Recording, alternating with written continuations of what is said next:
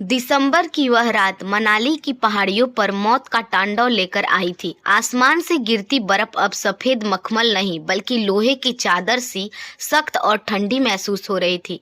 ईशान अपनी कार के स्टीयरिंग को कसकर पकड़े हुए था। उसकी सांसें फूल रही थी। कार बर्फ के एक विशाल पहाड़ के बीच फंस चुकी थी। इंजन ने आखिरी हिचकी ली और हमेशा के लिए शांत हो गया। पिछली सीट पर उसका 3 साल का बेटा आर्यन ठंड से कांप रहा था। उसके होठ नीले पड़ रहे थे और उसकी पलकें भारी हो रही थी। ईशान का दिल डूबने लगा। वह चिल्लाया, आर्यन बेटा सो मत, बस थोड़ी देर और। लेकिन बाहर का तापमान 15 डिग्री सेल्सियस तक गिर चुका था। ईशान ने आर्यन को अपने कोट के अंदर छिपाया और बर्फीले तूफान में बाहर निकल पड़ा। पैरों तले बर्फ धंस रही थी। हड्डियां चटका देने वाली हवाएं चल रही थी। जैसे उसे दूर एक ऊंचे टीले पर एक पुराने लकड़ी के कॉटेज की खिड़की से हल्की पीली रोशनी दिखाई दी। ईशान ने जैसे तैसे वहां पहुंचकर दरवाजा पीटा। दरवाजा अवनी ने खोला। अवनी जो एक मशहूर आर्किटेक्ट थी, यहाँ एक बड़े प्रोजेक्ट के सिलसिले में अकेले आई थी। ईशान की गोद में बच्चे की हालत देख वह दंग रह गई। उसने तुरंत उन्हें अंदर बुलाया। अंगीठी की आग तेज की गई, लेकिन आर्यन का शरीर बर्फ की तरह जम चुका था। पूरी रात अवनी ने उस बच्चे को अपने पास सुलाया, उसके हाथों को रगड़ा और उसे गर्माहट दी। ईशान बाहर बरामदे में बैठा कांपता रहा, पर उसकी आंखों में अवनी के लिए कृतज्ञता की आंसू थे। सुबह जब आर्यन ने आंखें खोली तो ईशान को लगा जैसे उसे नई जिंदगी मिल गई हो। अगले दिन तूफान थोड़ा कम हुआ। ईशान पास के गांव गया ताकि गाड़ी निकालने के लिए मदद ला सके। अवनी कॉटेज के पास ही एक ऊंची चट्टान पर गई ताकि मोबाइल का सिग्नल मिल सके। वह अपनी माँ को अपनी खैरियत बताना चाहती थी। तभी अचानक एक बर्फ की चट्टान खिसकी और अवनी का पैर फिसल गया। वह सीधे नीचे एक गहरी बर्फीली खाई में जा गिरी। जब तक ईशान वापस लौटा उसने अवनी की एक चीख सुनी। वह भागकर खाई के किनारे पहुंचा। नीचे अवनी और बर्फ जमे हुए पानी के बीच बेजान पड़ी थी। ईशान अपनी जान जोखिम में डालकर नीचे उतरा। अवनी को पूरी तरह सफेद पड़ चुकी थी। उसकी धड़कनें बहुत धीमी थी। ईशान उसे उठाकर वापस कॉटेज लाया, लेकिन वहां बिजली की लाइन कट चुकी थी और लकड़ियां इतनी गीली थी कि आग नहीं जल पा रही थी। अवनी हाइपोथर्मिया के सबसे खतरनाक दौर में थी। ईशान जानता था कि इस स्थिति में शरीर को बाहर से गर्म करना मुमकिन नहीं था। उसे अंदरूनी गर्माहट की जरूरत थी। डॉक्टर या अस्पताल तक पहुंचना नामुमकिन था। एक गहरे मानसिक संघर्ष के बाद ईशान ने एक ऐसा फैसला लिया जिसे वह जीवन भर बोझ की तरह ढोने वाला था। उसने अवनी की जान बचाने के लिए उसे अपनी बाहों में लिया और पूरी रात उसे अपने शरीर की गर्मी दी। सुबह जब अवनी की सांस सामान्य हुई, ईशान का मन ग्लानि और शर्म से भर गया। वह अवनी के होश में आने का इंतजार नहीं कर सका। उसे लगा कि अवनी उसे कभी माफ नहीं करेगी। वह एक छोटा सा नोट छोड़कर वहां से चुपचाप चला गया। समय का पहिया घूमा। अवनी के लिए वह रात एक धुंधली याद बन गई थी, लेकिन उस रात के परिणाम ने उसकी जिंदगी बदल दी। कुछ महीने बाद उसे पता चला कि वह माँ बनने वाली है। अवनी टूट गई। समाज ने उसे चरित्रहीन कहा। उसका मंगेतर उसे छोड़कर चला गया और उसके पिता सदमे में गुजर गए। अवनी ने एक बेटी को जन्म दिया, नव्या। नव्या की शक्ल बिल्कुल ईशान जैसी थी, जिससे अवनी अब नफरत करती थी। अवनी ने नव्या को पाला तो सही, लेकिन उसके मन में हमेशा यह टीस रहती थी कि उस रात उसके साथ क्या हुआ था।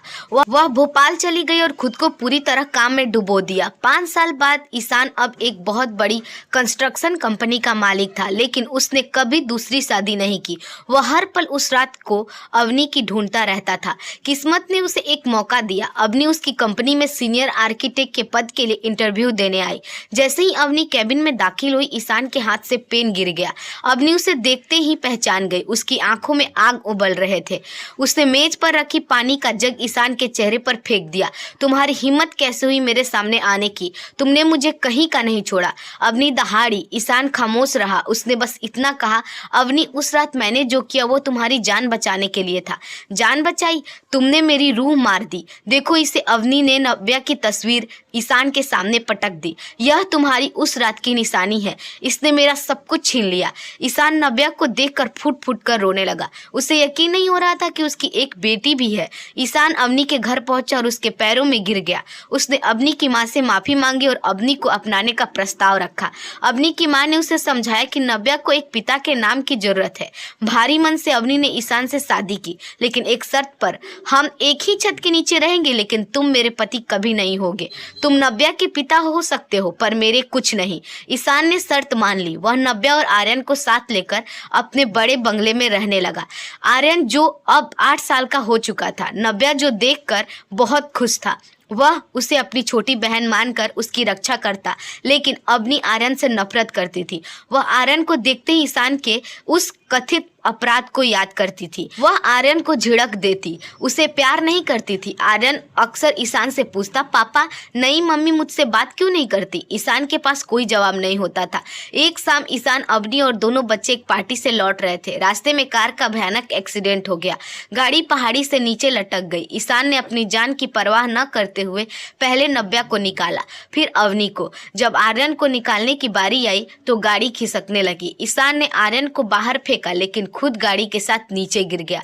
अवनी सन्न रह गई। वह भागकर नीचे पहुंची। ईशान लहूलुहान था, लेकिन उसने अपने हाथ में अवनी का वही पुराना फोटो पकड़ रखा था जो उसने सालों पहले कॉटेज में छोड़ा था। ईशान ने कांपते हुए कहा, अवनी मैंने कभी तुम्हें धोखा नहीं दिया, मैं बस तुम्हें बचाना चाहता था। अस्पताल में जब ईशान मौत से लड़ रहा था, अवनी ने वह नोट पढ़ा। उसमें लिखा था, अवनी तुम जम चुकी थी, तुम्हें बचाने का कोई और तरीका नहीं था। अगर मैं गलत हूँ तो भगवान मुझे कभी माफ न करे, लेकिन मैं तुम्हें मरते नहीं देख सकता था। मैं तुम्हें प्यार करता हूँ। अवनी को अपनी गलती का एहसास हुआ। ईशान कोई दरिंदा नहीं बल्कि उसका रक्षक था। ईशान बच गया। जब उसने आंखें खोली तो उसने देखा कि अवनी उसके बेड के पास बैठी है और आर्यन नव्या के साथ खेल रहा है। अवनी ने ईशान का हाथ अपने माथे से लगाया। मुझे माफ कर दो ईशान, मैं तुम्हें समझ नहीं पाई। ईशान ने मुस्कुराकर अवनी के आंसू पोंछे। अवनी ने पहली बार आर्यन को बुलाया और उसे अपने गले से लगा लिया। उस घर में अब सन्नाटा नहीं था, बल्कि हंसी ठिठोली थी। मनाली की उस ठंडी रात ने जो जख्म दिए, आज प्यार की उसी गर्माहट ने उसे पूरी तरह भर दिया था। दोस्तों, उम्मीद करती हूँ आपको यह कहानी अच्छी लगी होगी। अगर हमारी कहानी आपको पसंद आई हो तो हमारे वीडियो को लाइक और चैनल को सब्सक्राइब जरूर कीजिएगा। धन्यवाद।